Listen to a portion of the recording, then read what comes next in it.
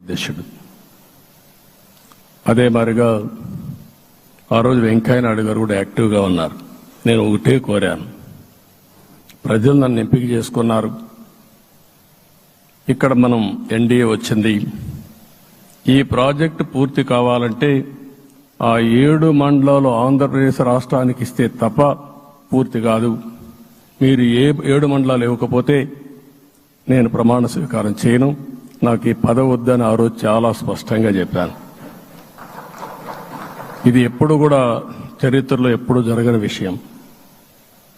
ఆ రోజు ప్రధానమంత్రి గారు నరేంద్ర మోడీ గారు ఇవన్నీ ఆలోచించి ఫస్ట్ కేబినెట్ మీటింగ్లో పెట్టి ఒక ఆర్డినెన్స్ ఇచ్చి ఆ 7 మండలాలు ఆంధ్రప్రదేశ్కి ఇచ్చి తర్వాత పార్లమెంట్ సమావేశాలు పెట్టుకున్నారంటే అది ఒక చరిత్ర.